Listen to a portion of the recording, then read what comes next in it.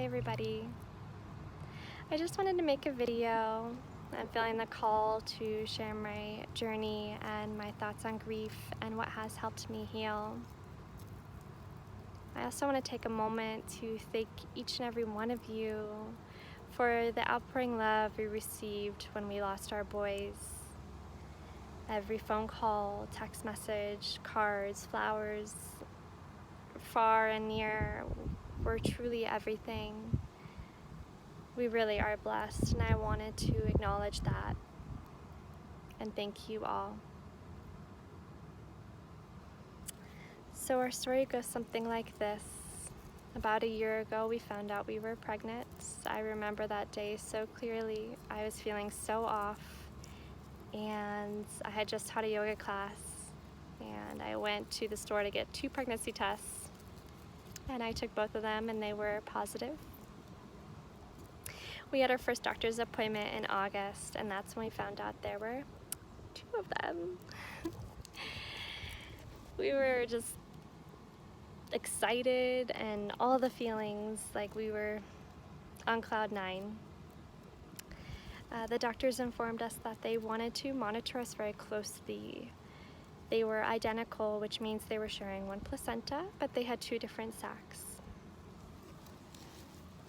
I felt great overall. I mean, I had a few migraines, but overall my pregnancy was really good, and I'm thankful for that. In November, we decided to go to California to see my family for Thanksgiving. And we saw the doctors just a weekend before we went out to make sure we were okay. Doctor said, yeah, you're good. The boys are growing great. You are measuring at 31 weeks for a single baby, but since there's 2, it just makes sense. We were like, great, okay. At this point, I was almost 24 weeks. A few days after, we were on a plane to California, and right when we got there, I remember feeling very weird. I didn't know if it was all the smoke in the air or what, but I remember feeling really off. And as that week continued, I felt more and more off. I was extremely tired. I had acid reflux, which I didn't experience at all during my pregnancy. And again, I just thought, okay, I just flew and we're traveling and yada yada. Well, we went through Thanksgiving just fine, and a day after, my sweet aunt threw a lovely baby shower for us. We went home to the Bay Area, and Sunday night we were packing up our bags, ready to go to the airport Monday morning to come back home to Colorado. Instead, that wasn't the case. I was having contractions in the middle of the night, and I thought they were false contractions until I went to the bathroom and I saw the blood, and I knew that wasn't good. I woke up Bryce, I woke up my mom. I was like, we're going to the hospital. I arrived at the hospital, they got us into a room, and minutes later my water broke. And the doctor said, this is not a birthing center. I have to call people from San Francisco to come up and help us. Because you are almost 25 weeks, these are myco-preemies, and we need extra help. I said, okay. I, at this point, was contracting every few minutes. I was in such pain. And before I knew it, there was a room full of nurses and OBGYNs and just people like running around and just kind of telling us what was going on and what was the next step. And I'm really thankful for the communication that day with the doctors and all the nurses and everyone who was there and part of that. I was transferred into a different room where I was able to give birth, and I gave birth to Jackson, who was baby A. I didn't get to hold him, you know, they brought him over to the incubator right away, and baby B, who was Jude, was still in my womb. What happened was my cervix closed up at this point. Jude was like, I'm staying in here, you're not getting me out. I wish he could have stayed. But since they were sharing a placenta, that was not okay. And at this point I was really scared. You know, I felt that if he was going to leave me, I was going to die.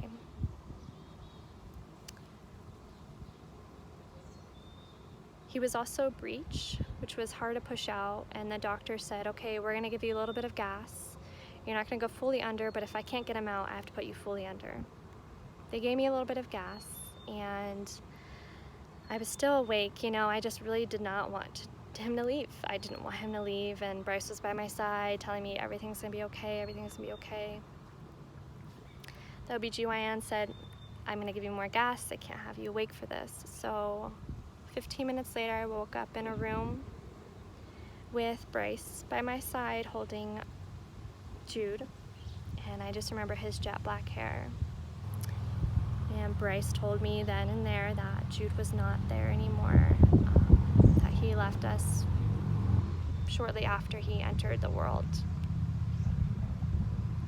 I won't ever forget how Bryce was feeling that day and that moment especially. It was tragic, and the doctor came in and said, you know, Jackson's having a hard time breathing, and if you want to keep him, you're gonna have to deal with severe brain damage. And we right away looked at each other and said, you know, they were soulmates. They entered this world together. They need to leave together. And it was a very, very tough decision and a very tough time. Bryce went outside to say goodbye to Jackson, and I just thought this was a terrible nightmare. I couldn't believe it. And I couldn't even hold our babies. I felt terrible, but I really just felt like I don't know what's happening. And thankfully the nurse took some beautiful pictures for us, and I'm able to see them that way. And Bryce reminds me that, you know, I held them for 6 months in my womb, and he held them for those minutes, and he did it for the both of us. And I'm thankful for him and his love throughout this whole journey. Shortly after, we were given their birth certificates and their death certificates, and we were making arrangements for their bodies. We decided to have them cremated together. A few hours later, we left the hospital empty. And in the next day, we were on a plane back to Colorado. It was by far the worst day of my life, and even though Bryce is not in this video, I'm pretty sure it was the worst day of his life as well. My thoughts on grief is that grief changes, that my grief is not how it was the first week or even the first month or even that first minute. It has changed so much, and it has changed me as a human. I mean, I look at life so differently now. And something I've also noticed is that even though Bryce and I, we shared the same experience mentally and emotionally, we are not grieving the same. And I'm doing the best in my power to hold space for him and allow him to feel the way he needs to feel at any moment, and let him grieve naturally, and that feels authentic for him. For me, I wanted to share my story right away. I wanted to talk about the boys, and I wanted to embrace them. And I remember coming home and I was seeing all these healers, and I was like, I'm gonna get healed right here, right now. And that wasn't the case. I thought someone was gonna take my pain away, but I noticed that my pain is always gonna be there. My grief is always gonna be here, and it's my job to carry it with me and live still in this life. And grief can be isolating as well. It can be so isolating because, again, we're all grieving so differently. Even though we share a similar experience, it's so different. And to honor that and to take time for yourself and know that these emotions you're feeling are going to pass and they're going to change, and it's a beautiful transformation when you allow it. I found myself very angry for a while, and I noticed that I could easily get stuck in that anger phase, and every day since then I've been like, I'm not going to do that. But I also am not going to suppress my emotions. I want to embrace them whenever they come up. So if that is anger, okay. Something that's been healing for me, as a lot of you know who follow me on social media, is yoga. With meditation, I'm able to go inward and really connect to my higher self and show up authentically. One of the reasons why I feel called to make this video is because just posting a note or two isn't authentic as I am in person, and I want it to be authentic 100%.